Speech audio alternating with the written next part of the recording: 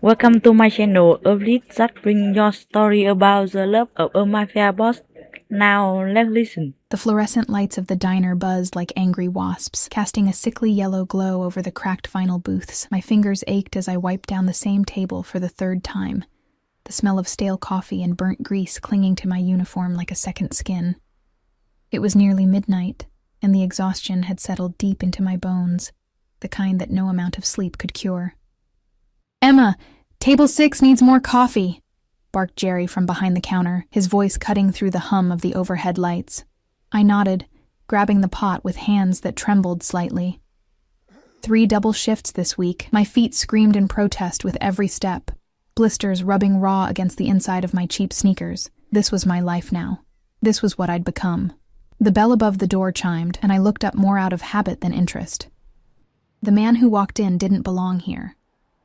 That was my first thought. He moved through the grimy diner like a shadow passing through light. Tall, dark suit that probably cost more than I made in 6 months, perfectly tailored to broad shoulders that spoke of controlled power. His black hair was styled back, revealing a face that could have been carved from marble. Sharp jawline, high cheekbones, and eyes so dark they seemed to absorb the light around them. But it wasn't just him. 2 men flanked him. Massive, alert, their eyes constantly scanning the room. Security. The kind you only saw in movies or outside expensive hotels in the city. They took positions near the door and by the window, their stance casual but ready. I felt my breath catch. He was young, maybe early 30s, but carried himself with the authority of someone who'd never been told no in his entire life. And he was beautiful in that dangerous way that made smart women turn around and walk in the opposite direction. "Emma!" Jerry's voice snapped me back to reality. "The coffee?" Right. Coffee. I was just the invisible waitress. People like him didn't see people like me. I approached table 6, a regular old Mr. Patterson, and refilled his cup with hands that suddenly felt clumsy. But I could feel eyes on me, dark eyes, watching. The awareness prickled across my skin like static electricity. "You look tired, sweetheart," Mr. Patterson said kindly, his weathered face creasing with concern. "I'm fine," I lied, forcing a smile that felt like cracking plaster. "Just a long week." When I turned to head back to the counter, I nearly collided with a wall of expensive fabric and cologne, something dark and woodsy that made my head spin. I stumbled back, the coffee pot tilting dangerously in my hand. A hand shot out, steadying the pot with long fingers that were surprisingly gentle despite their obvious strength. I looked up, way up, into those impossibly dark eyes. "Careful." His voice was low, smooth as aged whiskey, with an accent I couldn't quite place. Italian, maybe. It rolled through me like distant thunder. "I'm sorry," I stammered, heat flooding my cheeks. "I didn't see you. No harm done." He didn't move, didn't step back. Instead, he studied me with an intensity that made me feel simultaneously exposed and invisible, like he was reading every secret I'd ever kept, every mistake I'd ever made, every scar I tried to hide. This close, I could see details I shouldn't notice.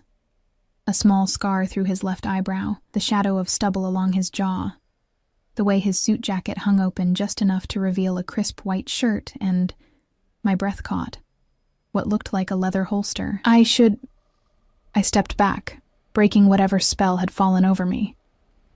I should get back to work. He inclined his head slightly, a gesture that felt almost old world, and moved past me to a booth in the corner. The booth with the best view of the entire diner, I noticed. The booth where someone could see all the exits. I busied myself with cleaning, with refilling coffee, with anything that kept me from looking at that corner booth. But I felt his gaze like a physical touch, warm and heavy and completely unnerving. "Who's the suit?" I asked Jerry quietly when I returned to the counter. Jerry's face had gone pale. "Don't know. Don't want to know.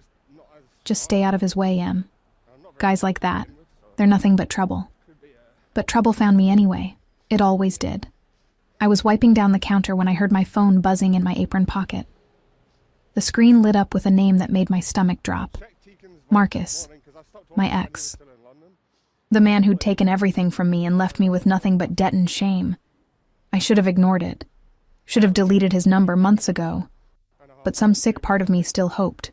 Hoped for what? I didn't know. An apology? An explanation? I stepped into the back room, the one that smelled like old mops and desperation, and answered. "What do you want, Marcus?" His laugh came through the line, cruel and sharp. "Just calling to see how my favorite charity case is doing. Still slinging coffee to drunks?" My fingers tightened around the phone. "I'm hanging up. Wait. I actually have some news you might want to hear." His voice dripped with false sweetness. "You remember Vanessa, the woman I left you for?" How could I forget? The beautiful, successful lawyer who'd been sleeping with my fiancé for 6 months before he finally worked up the courage to tell me. The woman who got everything I was supposed to have. "We're getting married, Em. Big wedding. The kind you always dreamed about." He paused, letting it sink in. "You know what the funniest part is? She's everything you tried to be and failed. Successful, beautiful, not drowning in my debts because she's actually worth something." Tears burned behind my eyes. But I wouldn't give him the satisfaction. "Congratulations." "Oh, don't be bitter. I'm just calling to give you some friendly advice. Stop waiting for your life to get better. Stop hoping some prince is going to come save you. You're nobody, Emma. You'll die alone in some shitty apartment, and no one will even notice you're gone." His laugh echoed in my ear. "Face it. You're not the kind of woman men fight over. You're the kind they leave behind." The line went dead. I stood there in that dingy back room, phone still pressed to my ear, feeling the words sink into my skin like poison. The worst part? He was probably right. I was nobody. Nothing. Just another invisible person serving coffee and counting tips and praying I could make rent. The tears came then, hot and bitter, and I hated myself for them. Hated that I was crying over a man who'd stolen from me, lied to me, and left me to clean up his mess. Hated that I still let his words hurt me. I don't know how long I stood there, but eventually, the tears stopped. I wiped my face with rough paper towels, checked my reflection in the cracked mirror, red eyes, splotchy skin, the picture of pathetic, and forced myself back out into the diner. The corner booth was empty. Something like disappointment flickered through me, which was ridiculous. What did I care if some dangerous-looking stranger had left? But then Jerry called out, "Emma, someone left this for you." On the counter sat a $100 bill and a business card. Heavy cardstock, expensive. Just a name, Dante Moretti, and a phone number. No company, no title, nothing else. "He asked specifically for you," Jerry said, his voice tight with warning. "Said to tell you." He swallowed hard. "Said to tell you that you're wrong about being nobody." My hands trembled as I picked up the card. How had he heard? The back room was through a closed door, and I'd kept my voice low. Unless... I looked up at the corner booth again, and for the first time, I noticed the angle. The booth was positioned perfectly to see not just the exits, but also the slim gap in the back room door. A gap I'd never noticed before. A gap just wide enough to carry sound if someone knew how to listen. He'd heard everything. He'd heard Marcus tear me apart, heard me cry, heard every humiliating second of my breakdown. And instead of leaving like any normal person would, he'd left a tip that was more than I made in a night and a card with his name. "Who is he?" I whispered. Jerry's face had gone from pale to gray. "Emma, I don't know for sure, but guys like that, expensive suits, bodyguards, that kind of presence, they're connected. You understand what I'm saying? Connected. Mafia. He meant mafia." I should have thrown the card away. Should have forgotten the whole encounter. Should have gone back to my invisible life of coffee stains and broken dreams. Instead, I slipped the card into my pocket, my fingers brushing over the embossed letters of his name. Dante Moretti. The name felt dangerous on my tongue, even unspoken. The name felt like a door opening into a darkness I couldn't begin to understand. That night, after my shift ended at 2 a.m., I walked to my apartment through streets that smelled like rain and exhaust.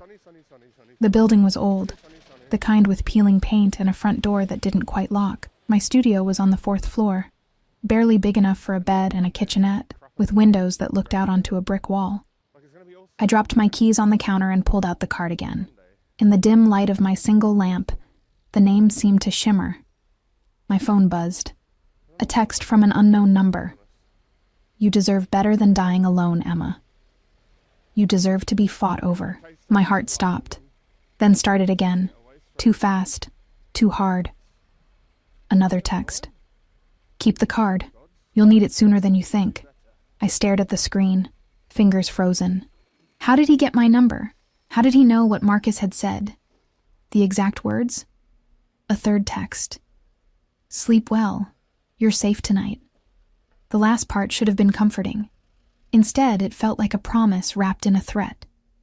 Safe from what? Safe from whom? And what happened tomorrow?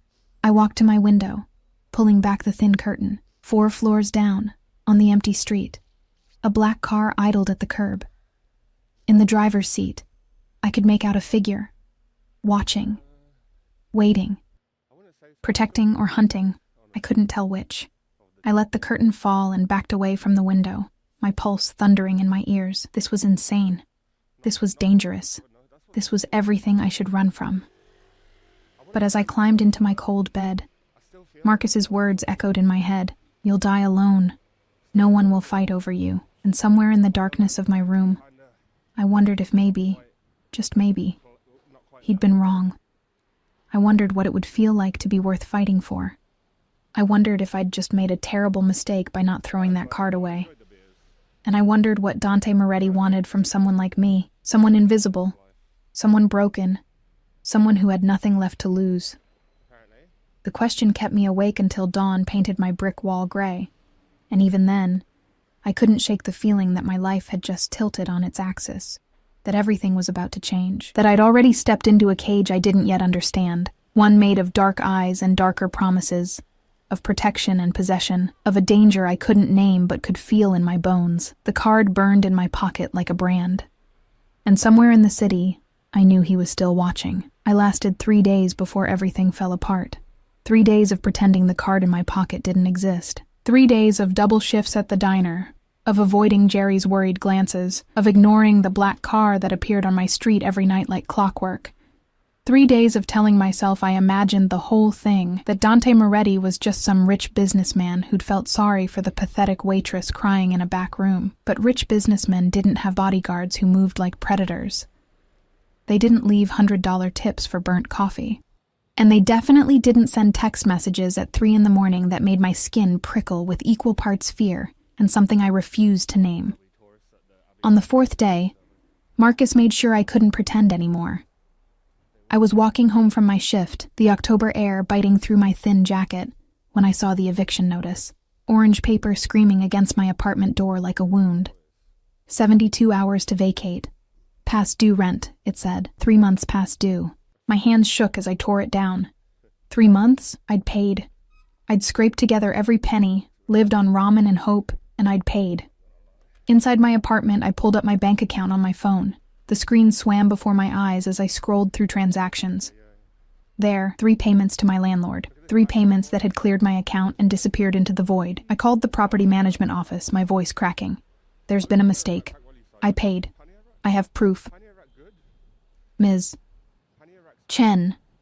The woman on the other end sighed, the sound of someone who'd had this conversation 1,000 times. According to our records, we haven't received payment since July. If you have proof of payment, you'll need to dispute it with your bank, but the eviction stands until... Please. The word broke out of me. Please, I have nowhere else to go. I paid. I swear I paid. I'm sorry. 72 hours. The line went dead. I sat on my bed, really just a mattress on the floor, and felt the walls closing in. This was it. Rock Bottom had a basement, and I'd just found it. My phone rang. Marcus. Of course it was Marcus. Hello, Emma. His voice oozed false sympathy. Heard you're having some housing troubles. Ice flooded my veins. What did you do? Me? Nothing. But you know, funny thing about those payments you thought you made. Turns out your dear old landlord is a poker buddy of mine. We got to talking, and I mentioned how you still owed me money. Remember? The 10 grand you borrowed for my business venture? I never borrowed anything. You stole from me. Not how the signed loan agreement reads. The one you signed when you thought we were building a future together. His laugh was razor sharp. Anyway, my buddy agreed to help me recoup my losses, redirected your rent payments to settle your debt to me. All perfectly legal, by the way. You should really read things before you sign them. My throat closed. The loan agreement. The one he'd presented to me 3 years ago, saying we were partners, that we'd build his restaurant together. The one I'd signed because I loved him and trusted him and believed in us. The restaurant that never existed, the money that disappeared, the debt that was never mine but had my name on it anyway. You can't do this. Already did. And Emma? This is just the beginning. You cost me my restaurant dream. You think you can just walk away and start over? I'm going to make sure everyone knows what a failure you are. What a nobody. I'm going to destroy every pathetic attempt you make at happiness until you understand. You were nothing before me, and you'll be nothing after me. Why? The word came out as a whisper. Why do you hate me this much? Because you were supposed to love me enough to let me go. Instead, you made me the villain. You told your friends, your family, that I was the bad guy, that I used you. His voice dropped, venomous.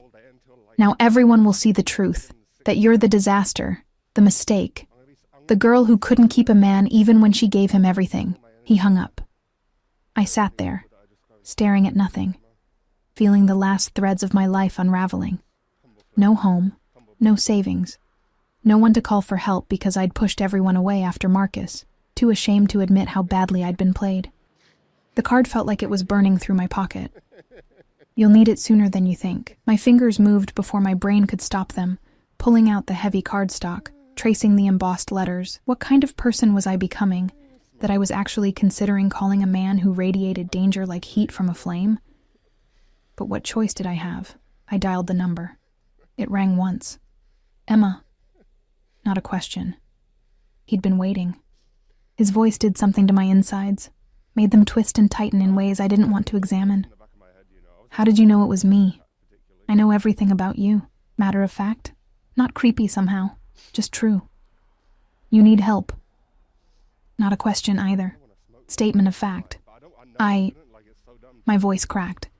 Pride warred with desperation, and desperation won. I don't have anywhere else to turn. Your ex. He's not finished hurting you. Again, not a question. How did he know? He's taking everything. I have 3 days before I'm on the street, and I can't. The words tangled in my throat. Where are you? My apartment, but I don't think. Address. Something in his tone made me obey. I rattled off the address, my voice small. Lock your door. Don't open it for anyone but me. 20 minutes. Wait, you don't have to, but he'd already hung up. I paced my tiny studio, wearing a path in the threadbare carpet. What was I doing? I didn't know this man. Didn't know what he wanted, what he'd demand in return for whatever help he was offering. Men like him didn't do anything for free. But men like Marcus destroyed women for sport. And at least Dante had been honest about being dangerous. 18 minutes later, a knock sounded at my door. Firm, controlled. I checked the peephole. Dante stood in my hallway, somehow making the dingy corridor look even more pathetic by comparison. He'd lost the suit jacket, his white shirt rolled to his elbows, revealing forearms corded with muscle and marked with scars. Behind him, one of his security guards waited, silent and alert. I opened the door. He filled the doorway, and for a moment, we just looked at each other. His dark eyes swept over my face, cataloging every tear track, every sign of my breakdown. I waited for judgment, for pity. Instead, he stepped inside, closing the door behind him with a quiet click. Tell me everything. And I did. The whole pathetic story spilled out. Marcus, the fake restaurant, the loan agreement I'd signed, the stolen rent payments, the eviction. Every humiliating detail of how thoroughly I'd been played. Dante listened without interrupting, his expression unreadable. When I finished, throat raw from talking, he pulled out his phone. Marco, he said quietly. I need information on Marcus Chen. Everything. Bank accounts, properties, business dealings, parking tickets. I want to know what he ate for breakfast 3 years ago. A pause. 1 hour. He hung up and turned those dark eyes back to me. You're not getting evicted. I don't have the money to fight this. You're not getting evicted, he repeated, each word deliberate. Because you're not staying here. My heart stuttered. What? This place isn't safe. Your ex knows where you live. He's escalating. Men like him, when they start, they don't stop until they've taken everything. He moved closer, and I could smell that dark cologne again. Could feel the heat radiating from him. I'm taking you somewhere he can't reach you. I can't just leave. My job. You work yourself to death for minimum wage and tips that barely cover your bills. That's not a life, Emma. That's survival. His voice softened, but somehow became more dangerous. I'm offering you a choice. Come with me. Let me handle this. And you'll never have to worry about Marcus or rent or where your next meal comes from again. And what do you want in return? The question came out steadier than I felt. A smile ghosted across his lips. Not kind, but not cruel either. Something in between. Your trust. Your honesty.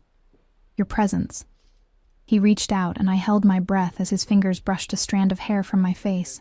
The touch was feather-light, but it sent electricity racing down my spine. I want you to stop being invisible, Emma. I want you to understand that you're worth fighting for. Why? The word barely made it past my lips.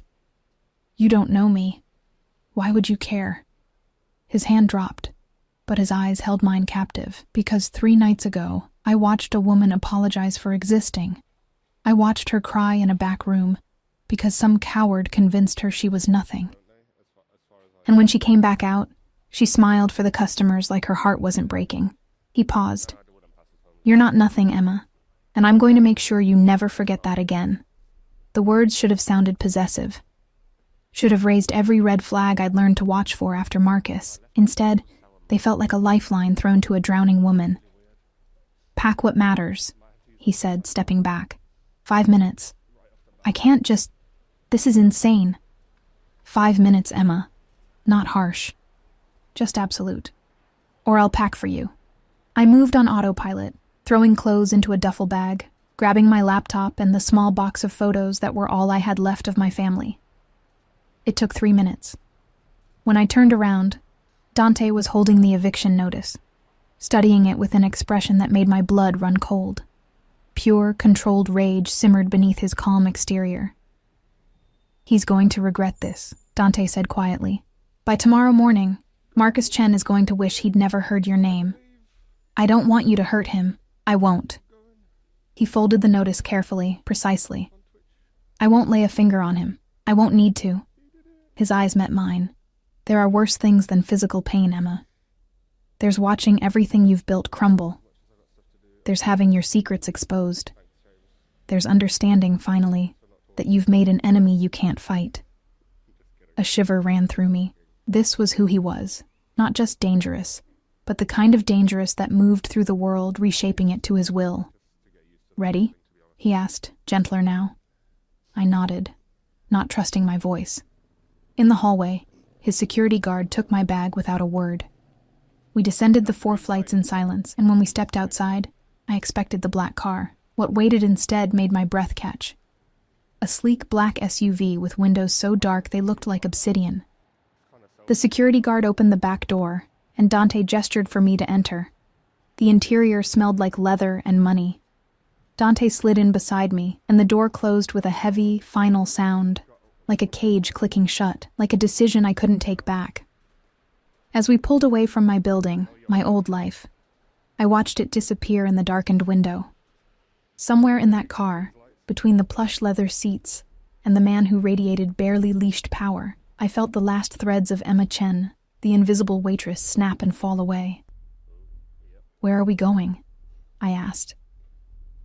Dante's hand found mine in the darkness between us, his fingers warm and strong. Home. Not his home. Home. Like I already belonged there. Like I'd always belonged there. And despite every instinct screaming that I was making a terrible mistake, I let my fingers curl around his, let him hold my hand like I was something precious, let myself believe, just for a moment, that maybe Marcus had been wrong, that maybe I wasn't going to die alone after all. The penthouse occupied the entire top floor of a building I'd passed 100 times but never imagined entering. Floor-to-ceiling windows overlook the city lights like scattered diamonds, and the space itself was bigger than the entire floor of my old apartment building.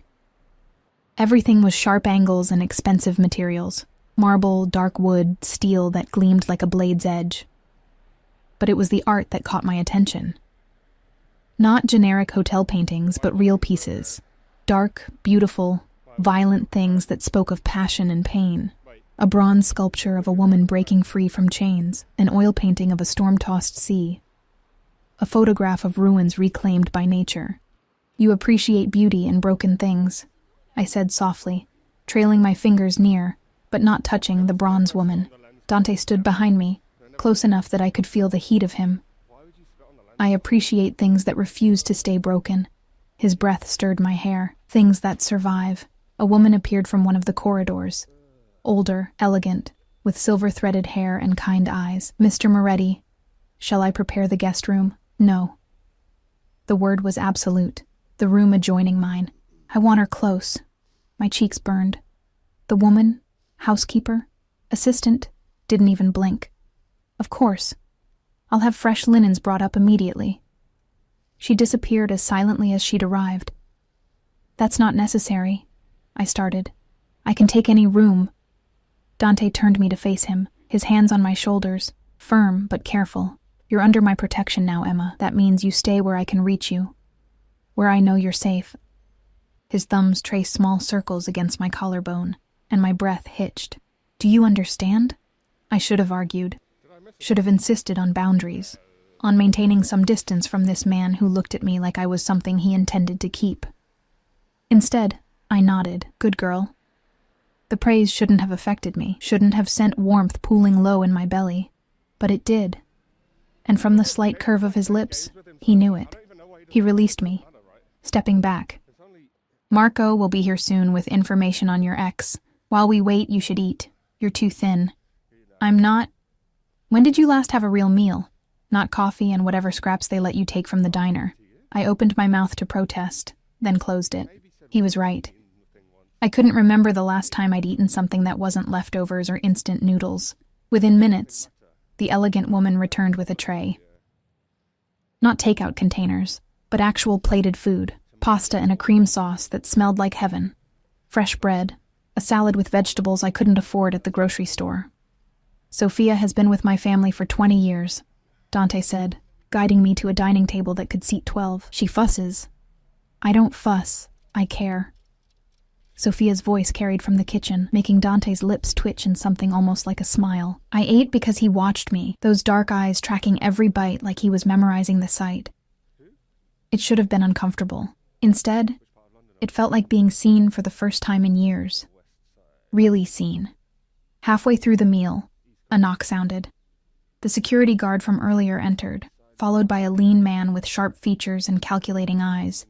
He carried a tablet and an expression that said he'd found something interesting. "Marco," Dante acknowledged. Marco's gaze flicked to me, assessment and curiosity in equal measure, before focusing on his boss, Marcus Chen, 32. Currently engaged to Vanessa Hartley, criminal defense attorney.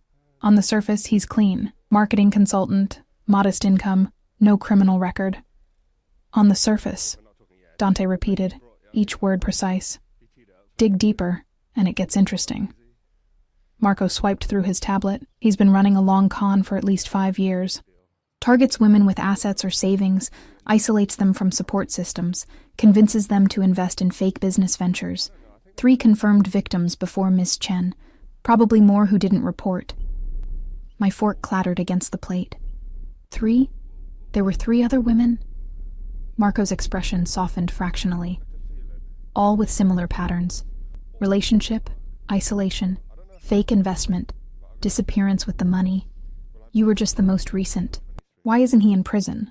My voice came out strangled. No charges filed. He's careful, uses legal documents, makes it look like failed business ventures rather than fraud. Technically, what he did is civil, not criminal. Marco looked at Dante. But there's more. The fiancée, Vanessa Hartley. She's not a victim. She's his partner. They've been running this together for 3 years. The pasta turned to ash in my mouth. Vanessa. The woman Marcus had supposedly fallen for. The upgrade he'd traded me in for. She was in on it. They'd planned it together. Every moment of my humiliation had been choreographed. Where is he now? Dante's voice had gone cold, flat. Dangerous. The Hampton residence, preparing for the engagement party this weekend. Guest list includes several partners from Hartley's firm, a judge, 2 city councilmen. Marco's smile was sharp as glass. Very public event. Good. Dante leaned back, his expression unreadable. Public is perfect. What are you going to do? I asked, though part of me wasn't sure I wanted to know. Dante's eyes met mine, and for a moment, I saw something ancient and merciless swimming in their depths. I'm going to give Marcus Chen exactly what he's been giving others. Humiliation, exposure, the feeling of having everything ripped away while everyone watches. He stood, moving to the windows. By Monday morning, he'll have no job, no fiancé, no reputation, and no money. He'll understand what it feels like to be nothing. How? The word escaped before I could stop it. Marco and Dante exchanged a look. It's better if you don't know the details, Dante said finally. Plausible deniability, which meant illegal, which meant dangerous, which meant I should stop this right now.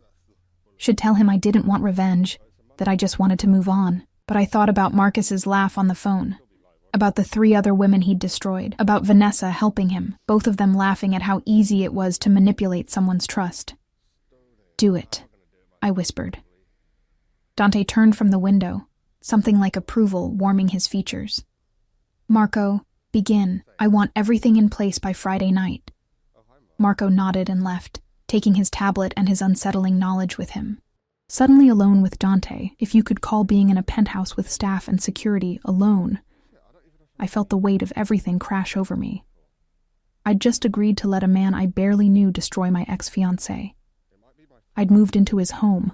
I'd let him touch me, look at me, speak to me in ways that made my pulse race and my common sense flee. You're thinking too much. Dante crossed the space between us in 3 strides. I can see it in your face. All the reasons this is wrong, all the ways you should run. Shouldn't I? I looked up at him, this beautiful, dangerous stranger. I don't even know who you are. Not really. You know I'm not safe. He reached out, tucking a strand of hair behind my ear, his fingers lingering against my cheek. You know I'm not good.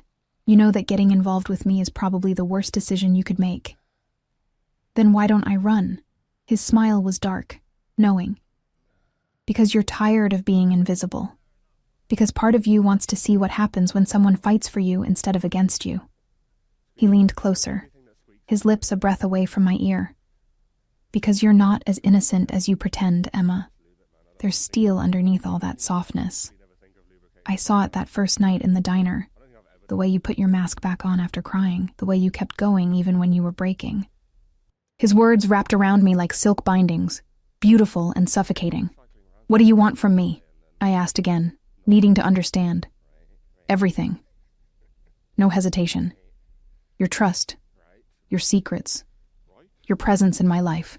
His hand slid to the nape of my neck, gentle but possessive. I want you to stop hiding. Stop apologizing for existing. Stop letting people like Marcus convince you that you're not worth protecting. And if I can't give you that, you can. Absolute certainty. You will. Because I'm not Marcus, Emma. I don't need to tear you down to feel powerful. I don't need you small and broken. His thumb traced my jawline. I want you strong enough to stand beside me. Strong enough to understand what I am, and choose to stay anyway. What are you? The question trembled out. For a long moment he studied me. Then, decision made. My family, we control things in this city. Imports, exports, certain establishments. We have friends in government, in business, in places where power moves through shadows. He didn't blink, didn't soften it. People call us criminals. We call ourselves businessmen. The truth is probably somewhere in between. Mafia. Jerry had been right. And you're telling me this because I don't lie to people under my protection. Because you deserve to know what you're walking into. His grip tightened fractionally. And because if you're going to run, I'd rather you do it now before... Before what? His jaw clenched. Before I become too invested to let you go. The admission hung between us, raw and honest. This man, this dangerous, powerful, terrifying man, was giving me an out, telling me the truth even though it might drive me away. Marcus had lied with every breath, had used my trust as a weapon. Dante was offering me a choice. "I'm not running," I heard myself say. Something fierce and possessive flared in his eyes. "You should." "Probably." I met his gaze without flinching. "But I'm tired of should. I'm tired of safe. Safe got me an eviction notice and a broken heart. This isn't safe, Emma." His voice dropped to a growl. "I'm not safe. The world I live in, there are rules, enemies, consequences you can't imagine. Then protect me from them." The words came out stronger than I expected. "You said I was under your protection, so protect me. Teach me. Show me how to be strong enough to survive in your world." For 3 heartbeats, he didn't move. Then his hand tightened in my hair, tilting my face up, and his lips crashed against mine. The kiss wasn't gentle. It was possession and promise, demand and devotion. Everything he'd been holding back unleashed in a single moment of contact. I gasped against his mouth, and he took advantage, deepening the kiss until I couldn't remember why I'd ever thought I should run. His other hand found my waist, pulling me flush against him, and I could feel the controlled power in every line of his body, could feel the want, the barely leashed hunger that matched something awakening inside me. When he pulled back, we were both breathing hard. "You're mine now," he said, the words both question and statement. I should have been scared, should have recognized the danger in that tone, in those eyes that held me like I was something precious and breakable in his. Instead, I felt safe for the first time in years. "Yes," I whispered. The smile that curved his lips was pure masculine satisfaction. "Say it. I'm yours. Again. I'm yours, Dante." He kissed me again, softer this time, like sealing a bargain, like marking me as his in ways that had nothing to do with possession and everything to do with protection. When Sophia appeared to show me to my room, I could still taste him on my lips. The room adjoining his was beautiful, all soft grays and creams, with a bed that looked like a cloud, and windows that showed the city spread out below like a kingdom. A kingdom that, tonight, felt a little bit like mine. I fell asleep in sheets that cost more than my security deposit, in a room where I could breathe without counting the cost. And for the first time in months, I didn't dream of losing everything. I dreamed of dark eyes and dangerous promises. I dreamed of being fought for. I dreamed of finally being seen. The next morning, I woke to sunlight streaming through windows that didn't face a brick wall. For a disoriented moment, I couldn't remember where I was. Then it all came rushing back. Dante, the penthouse, the kiss that had rearranged something fundamental inside me. I'd kissed a Mafia boss. I'd agreed to be his. And the terrifying part, I didn't regret it. A soft knock interrupted my spiral. "Miss Emma?" Sophia's voice, warm and proper. "Mr. Moretti asked me to let you know breakfast is ready when you are, and he's left some things for you." "Things?" The door opened slightly, and Sophia wheeled in a rack of clothing. Not just clothing, designer pieces with tags still attached. Dresses, jeans, soft sweaters in jewel tones, undergarments that probably cost more than my weekly paycheck used to. "Mr. Moretti noticed you didn't have much with you," Sophia said, her tone suggesting this was perfectly normal behavior. "He took the liberty of having his assistant procure a few essentials." A few essentials. There had to be thousands of dollars worth of clothes on that rack. "I can't accept these. With respect, Miss Emma, Mr. Moretti is not a man who takes no for an answer when he's decided to care for someone." Sophia's eyes were kind, and between you and me, it's been a very long time since he's cared for anyone. The implication settled over me like a weight. "How long have you known him?" "Since he was 17. Wild, angry boy who'd just lost everything that mattered." She smoothed an invisible wrinkle from a silk blouse. "He built himself back up from nothing. But he did it alone. Hasn't let anyone close in all these years." Her gaze met mine. "Until you." "Why me?" The question burst out. I'm nobody special.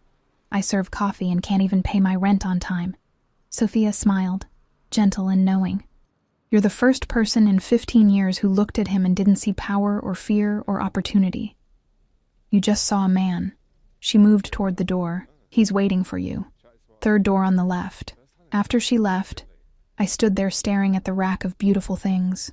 Things chosen for me, things that said I mattered. I selected a pair of dark jeans that fit perfectly, and a cream sweater soft as a whisper. When I caught my reflection, I barely recognized myself. I looked cared for. Protected. I looked like I belonged. The dining room was different in daylight. The view even more spectacular. The city sprawling beneath us like Dante owned every inch of it. Maybe he did. He stood at the window, phone pressed to his ear, speaking rapid Italian. He'd showered, his dark hair still damp, wearing black slacks and a charcoal shirt with the sleeves rolled up. Casual power, dangerous beauty. He turned as I entered, and something in his expression shifted, softened. I'll call you back, he said into the phone, not taking his eyes off me. Yes, it's more important. Handle it. He hung up. The clothes fit, he observed, moving toward me like a predator who'd spotted prey. You didn't have to. I wanted to. He reached out, fingers grazing my cheek. You're under my roof now, Emma, under my protection. That means you don't want for anything. His thumb traced my lower lip. Understand? I nodded, not trusting my voice. Good. Now eat. We have a busy day. Breakfast was an array of pastries, fresh fruit, omelets that melted on the tongue. I ate while Dante watched, occasionally offering me bites from his own plate with an intimacy that felt earned despite knowing each other less than a week. Marco called, he said finally, setting down his coffee. Everything is in place for tonight. Tonight? My stomach clenched. Marcus and Vanessa's engagement party. The one where they plan to parade their success in front of everyone who matters. His smile was sharp enough to draw blood. It's going to be quite the event. What are you going to do? He corrected. What we are going to do is make an appearance. My fork clattered against the plate. I can't, he'll be there. Exactly. Dante leaned forward, capturing my hand. He's going to see you walk in on my arm, wearing a dress that costs more than he stole from you, looking like the woman you were always meant to be. His grip tightened, and then he's going to watch his entire life implode. I don't understand. You will. He stood, pulling me up with him. Come. I want to show you something. He led me through the penthouse to a room I hadn't noticed, a study lined with books and dark leather, dominated by a massive desk. Marco sat at a laptop, his expression intent. Show her, Dante commanded. Marco turned the screen. It displayed what looked like financial records, emails, text messages, evidence. Mountains of it. Marcus Chen and Vanessa Hartley's entire operation, Marco explained. 5 years of fraud, documented victims, falsified business records. We've also traced the money, offshore accounts, dummy corporations, the whole structure. He clicked to another screen. Tonight, at precisely 9:30 p.m., this information goes to the FBI, the state attorney's office, and every major news outlet in the city. But that's not all, Dante added, something dark and satisfied in his voice. At 9 p.m., Vanessa Hartley will receive a video call from one of her former clients, a client she sold out to the prosecutor in exchange for a lighter sentence for a different client who paid better. The call will be on speaker, in front of all her colleagues. How did you... I have resources. Dante's hand found the small of my back. The judge attending tonight? He's about to receive evidence that Hartley bribed a court clerk. The city councilman? They're going to learn that Marcus has been using their names to legitimize his scams. He turned me to face him.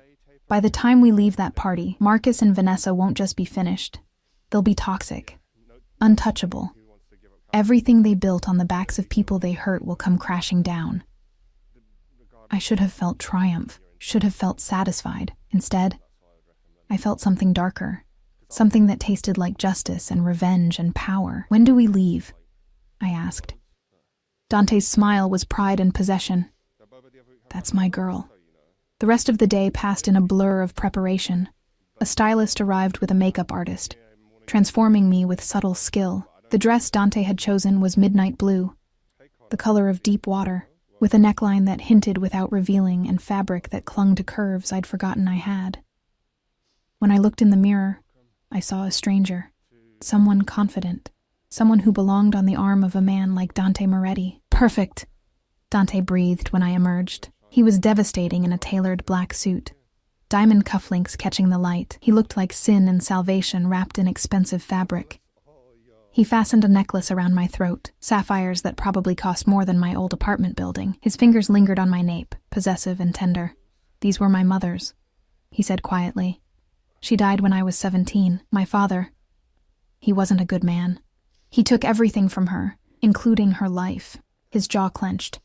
I swore I'd never let anyone hurt someone under my protection the way he hurt her. Understanding crashed over me. This wasn't just about revenge for my sake. This was about something deeper, older.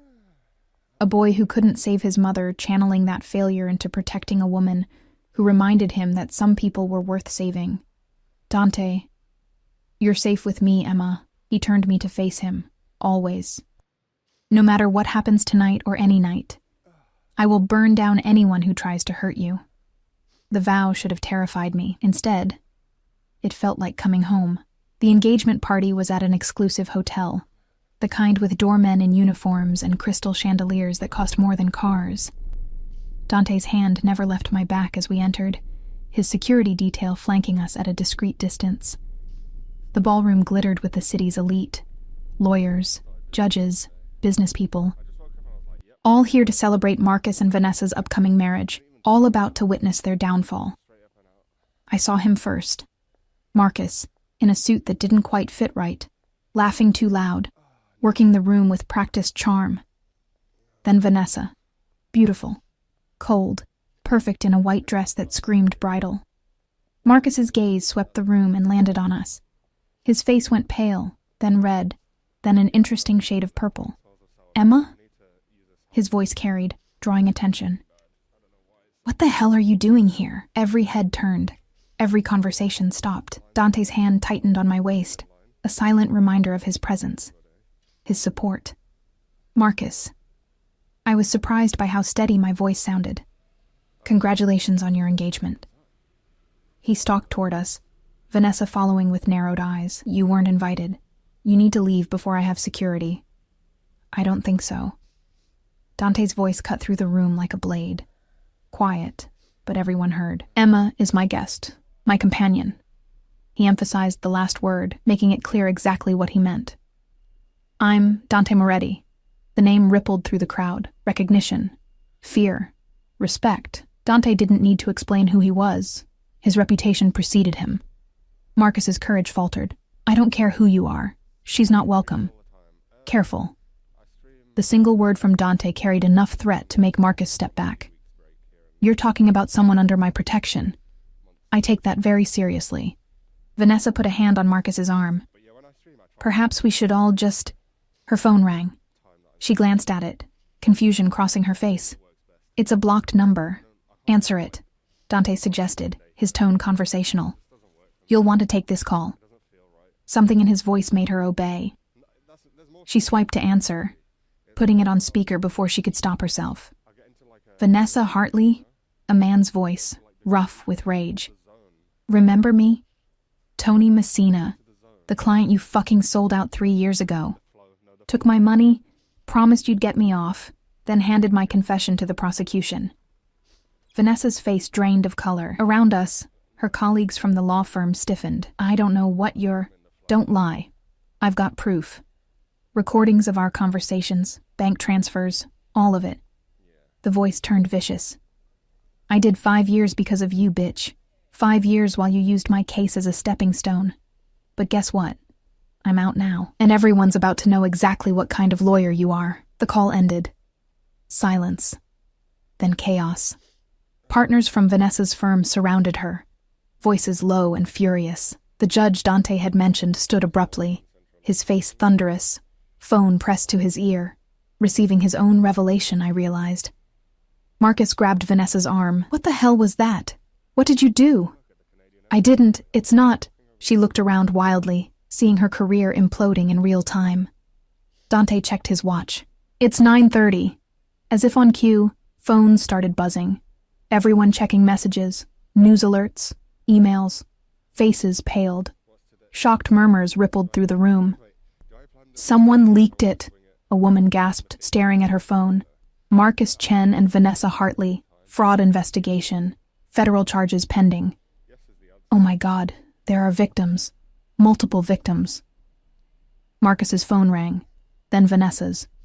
Then half the room's devices erupted in a cacophony of buzzing and ringing. Marcus looked at me, finally understanding. You did this. You bitter. Dante moved faster than I could track, catching Marcus's wrist before he could reach me. Don't.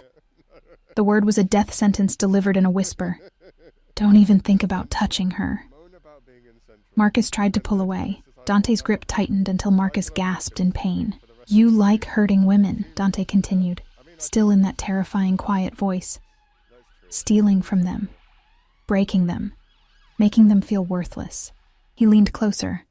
How does it feel, Marcus? How does it feel to have everything taken away while everyone watches? Please. Emma. Dante didn't release Marcus, but his eyes found mine. What do you want me to do with him? The question hung in the air. This was my choice. My revenge. I looked at Marcus. Really looked at him. Saw past the panic to the pathetic man underneath. The con artist. The coward who preyed on trust. Let him go, I said. Dante's eyebrow rose. Are you sure? He's not worth it. I moved closer, standing beside Dante. He's going to prison. He's lost everything. That's enough. Dante released him, and Marcus stumbled back. You're nobody, Emma, Marcus spat, his last pathetic attempt at control. You'll always be. She's mine, Dante interrupted, his arm sliding around my waist. She's under my protection. She wears my mother's jewels. She sleeps in my home. Each statement was a hammer blow. And you? You're about to be inmate number whatever they assign you. He smiled, cold and final. Who's nobody now? We left them there. Marcus and Vanessa, surrounded by federal agents who'd apparently been waiting outside. Colleagues backing away like they were contagious. Their perfect party dissolved into handcuffs and Miranda rights. In the car, I finally let out the breath I'd been holding. How do you feel? Dante asked, pulling me against him. Like I can breathe, I admitted. For the first time in years, his lips found my temple. Good. Because you're never going to feel suffocated again. Never going to worry about rent or some pathetic man making you feel small. His hand cupped my face, tilting it up. You understand? You're mine now, Emma. And I protect what's mine. The possessiveness should have scared me. Should have reminded me of Marcus's control, but this was different. This was choice. This was power shared, not stolen. This was finally being worth fighting for. Take me home, I whispered. His smile was dark promise, always. The weeks that followed felt like living in a dream I was afraid to wake from. Marcus and Vanessa made headlines for 3 days straight. Federal fraud charges, disbarment proceedings, victims coming forward with stories that made mine look tame. The media dissected their operation with the kind of fervor reserved for truly spectacular falls from grace. By the end of the first week, they'd both accepted plea deals. 7 years for Marcus, 5 for Vanessa, plus restitution to all victims. I should have felt vindicated, triumphant. Instead, I felt free. Free to wake up in sheets that smelled like expensive detergent and Dante's cologne. Free to drink coffee on a terrace overlooking a city that no longer felt hostile. Free to exist without constantly calculating what I could afford to lose next. But freedom, I was learning, came with complications. You need to eat more than that, Dante said, watching me push eggs around my plate. We'd fallen into a routine. Breakfast together when he wasn't handling business, though I still wasn't entirely sure what that business entailed. I'm not hungry. You're thinking too much again. He set down his coffee, those dark eyes reading me like I was a book written in his native language. What's wrong? Everything. Nothing. How did I explain that I felt like Cinderella after midnight, waiting for the glass slippers to shatter? I can't stay here forever, I said finally. I need to find a job, get my own place. No. The word was absolute. Dante, you're not leaving. He stood, moving around the table with predatory grace. Why would you even think about leaving? Because this isn't real life, the words burst out. Real life is rent and bills and working for minimum wage. Real life isn't living in a penthouse with a man who... I stopped. A man who what? He pulled me to my feet, hands firm on my shoulders. Say it, Emma. A man who's going to get bored of his charity project. There. The fear that had been eating at me since that first night. You saved me from Marcus. And that was God. That was more than I deserved. But eventually you'll realize I'm just some waitress with nothing to offer and...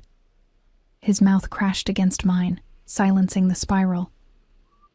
The kiss was demanding, possessive, leaving no room for doubt or fear. When he pulled back, we were both breathing hard. You think this is charity? His voice was rough. You think I brought you here out of pity? What else would it be? Obsession. The confession came out raw. From the moment I saw you in that diner, apologizing for existing, I couldn't stop thinking about you, about the strength it took to smile for customers after crying in a back room, about the vulnerability you tried so hard to hide. His hand slid to cup my face. I've built an empire on reading people, Emma, on knowing their weaknesses and exploiting them. But you? You're not weak. You survived a predator and came out still capable of kindness, still capable of hope. I'm not special. You are to me. The words hung between us, weighted with meaning. I haven't let anyone close in 15 years. Haven't wanted to. But you walked into my life and made me remember what it felt like to want to protect something, to care if someone lived or died. His thumb traced my cheekbone. So no. You're not leaving. You're not getting your own place. You're staying here, with me, where I can keep you safe.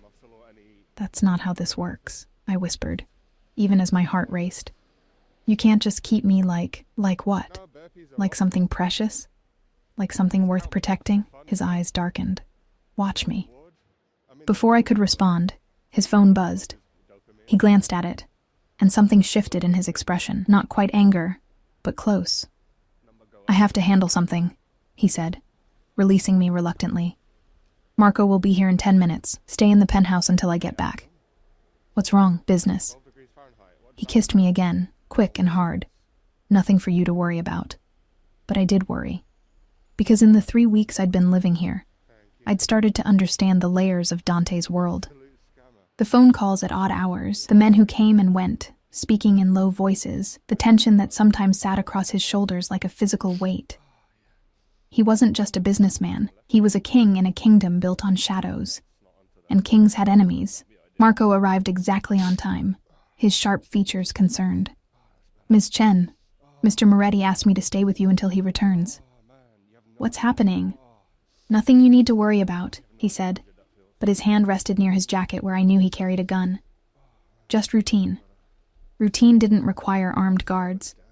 I spent the afternoon trying to distract myself, read a book I couldn't focus on, attempted to sketch, something I hadn't done since before Marcus, but my hands were too restless. Finally, I ended up on the terrace, watching the city sprawl below. You care about him, Marco's voice came from behind me. He'd been silent for hours, a watchful presence. Is that a question? An observation. He moved to stand beside me, his gaze on the skyline. He's different with you. Calmer. Less, he searched for the word.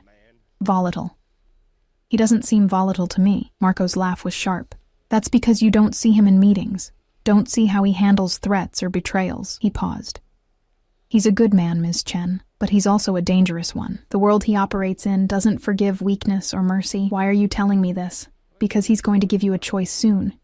And you need to understand what you're choosing. Marco's eyes met mine. If you stay, you become part of this world, part of his world. That means protection, yes.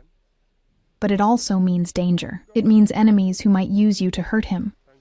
It means living with secrets and violence, and decisions that blur lines most people don't even know exist. My stomach clenched. And if I leave, he'll let you go. He'll make sure you're safe, set up somewhere comfortable, but it will destroy something in him. Marco's expression was unreadable. He lost his mother to his father's violence. Spent 15 years building walls so thick nothing could penetrate them. You're the first person to get through. If you leave, I'm not leaving. The words came out certain, surprising us both. Marco studied me for a long moment, then nodded. Good. Because he needs someone who sees the man under the monster. Dante returned as the sun was setting, the city lights beginning to shimmer like captured stars. He looked tired, tension in every line of his body, but when he saw me, something eased. Everything okay? I asked. It is now. He pulled me against him, burying his face in my hair. Just breathing, just holding. We stood like that for long minutes, the city sprawling below us, until finally he pulled back. I need to tell you something, he said. Something I should have told you weeks ago. My heart stuttered. Okay. He led me to the living room, poured 2 glasses of wine with hands that weren't quite steady. When he spoke, he didn't meet my eyes. My father, the man who killed my mother, he didn't just hurt her. He controlled her, made her feel like she was nothing without him, made her believe she deserved his violence. His jaw clenched. By the time I was old enough to understand, she was too broken to leave, too afraid. When she finally tried, when she finally found the courage to take me and run, he found us, killed her, made me watch. Horror flooded through me. Dante. I was 17. The family, my uncle, the men who worked for my father, they took me in, taught me how to survive in this world, how to be strong enough that no one could ever hurt me or mine again. He finally looked at me. But I also learned how easy it is to become what you hate, to cross lines until you can't remember where they were. I've done things, Emma, things I can't take back, things that would make you see me differently if you knew. Tell me, I said quietly. I've hurt people who threatened my family. I've destroyed businesses that competed with ours. I've made decisions that cost people their livelihoods, sometimes their lives. His voice was flat, emotionless. I tell myself it's business. That I'm not like my father because I follow codes, because I protect my people. But the truth is, I'm capable of terrible things when someone threatens what's mine. He waited, watching for disgust or fear. Instead, I moved closer, taking his face in my hands. You're not your father. How can you know that? Because your father would never admit what he was, would never question his choices, would never look at someone he cared about and worry that he wasn't good enough for them. I held his gaze. You're not a monster, Dante. You're a man who survived a monster and built something from the ruins. I'm still dangerous. I know. I smiled slightly. That's not the deterrent you think it is. Something like wonder crossed his face. You should run from me. Probably. I kissed him softly, but I'm choosing to stay, choosing you. All of you. The protection and the danger, the gentleness and the violence, the man and the myth. His arms came around me, crushing me against him. You're mine. He breathed against my hair. Tell me you understand that you're choosing this, choosing us, knowing exactly what it means. I'm yours, I confirmed. And you're mine. That's how this works, right? Protection goes both ways? His laugh was surprised, delighted. Yes. God, yes. He pulled back just enough to look at me. I love you. I've loved you since that first night when you came back from crying Since and you smiled chose strength anyway. over surrender. The words hit like lightning, illuminating everything. I love you too, I whispered. Even though you're terrifying and possessive, and probably bad for my life expectancy. Especially because of that, he corrected, and kissed me until the city lights blurred and the only thing that mattered was this. Us, together, choosing each other despite every logical reason not to. That night, he made love to me with a tenderness that contrasted sharply with his reputation. Worshipped every inch of skin like I was something sacred, whispered promises in Italian that I didn't understand but felt in my bones. Afterward, lying tangled in sheets that smelled like us, I felt something settle into place, something that had been fractured since Marcus, maybe since before. What happens now? I asked, tracing patterns on his chest. Now you stop hiding. Stop pretending you're nobody. He caught my hand, pressing a kiss to my palm. You're Dante Moretti's woman. That means something in this city. That means you're untouchable. That sounds isolating. It's powerful. He shifted to look at me. But you don't have to be alone in it. I'll teach you to navigate this world, introduce you to the people who matter, show you how to hold your own in rooms full of predators. And if I want to do something, work, create, build something of my own, then you do it. He said it like it was obvious. You think I want a trophy? Someone decorative and empty? I want a partner, Emma. Someone strong enough to stand beside me, not behind me. The idea took root, fragile but growing. A life not just survived, but lived. Not just protected, but powerful. I want to go back to school, I said suddenly. I dropped out when everything fell apart. But I was studying art therapy, helping people heal through creativity. Dante's smile was proud. Then you'll go back. I'll handle the tuition, the logistics, everything. I want to pay my own way. You will. By being mine. By choosing this life, you're taking on risks that most people can't imagine. That's payment enough. He kissed me softly. Let me give you this, Emma. Let me give you the chance to become who you were meant to be. Tears burned behind my eyes, but these were good tears, healing tears. Okay, I whispered. Okay. 6 months later, I stood in a gallery showing my own work. Paintings and mixed media pieces exploring themes of survival, transformation, and strength in broken things. The opening was packed with collectors, art critics, and society people who'd come because Dante Moretti's woman was unveiling her first show, but they stayed because the work was good. Dante stood slightly apart, watching with an expression that made my heart swell. Pride. Possession. Love. She's talented, I heard someone say nearby, and brave, choosing subjects this raw. Did you hear how they met? Someone else whispered. Apparently her ex tried to destroy her, and Moretti made him disappear. Not quite accurate, but close enough. Marcus and Vanessa were both serving their sentences, and I'd learned through Marco that several of their other victims had received anonymous restitution payments. Dante's way of balancing scales. When the crowd finally thinned, Dante approached, pulling me against him with familiar possessiveness. I'm proud of you, he murmured against my hair. I couldn't have done this without you. Yes, you could have. I just made it happen faster. He tilted my face up. You were always strong, Emma. Always capable of this. You just needed someone to remind you. My ex told me I'd die alone, I said quietly. That no one would fight for me. Dante's expression darkened. Your ex was a fool. He was wrong. I smiled, genuine and bright, because I found someone who didn't just fight for me. He taught me to fight for myself. And you found someone who was dying slowly until you reminded him what living felt like. He kissed me, soft and deep. We saved each other, tesoro, treasure. He'd explained the endearment weeks ago, along with other Italian words he murmured in the dark. Amore mio, cuore mio, my love, my heart. Take me home, I said, echoing words from that first night. His smile was pure masculine satisfaction, always. We left the gallery hand in hand, his security detail falling into formation around us. The car waited at the curb, that same black SUV that had carried me away from my old life into this new one. As we drove through the city lights, Dante's hand never left mine, and I realized something profound. I hadn't just survived Marcus's cruelty.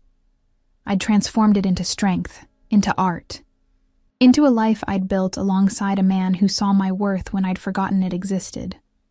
My ex had laughed and said I'd die alone. Instead, I'd found home in the arms of a man who'd burn the world down before letting anyone hurt me again. I'd found power in my own voice, my own choices, my own strength, I'd found love in the most unexpected place, in the dark eyes of a dangerous man who'd spent 15 years building walls, only to tear them down for a woman who'd learned that sometimes the most terrifying risks lead to the most beautiful rewards. What are you thinking? Dante asked, his thumb tracing circles on my palm. that I'm exactly where I'm supposed to be. His smile was tender and fierce. Yes, you are, with me.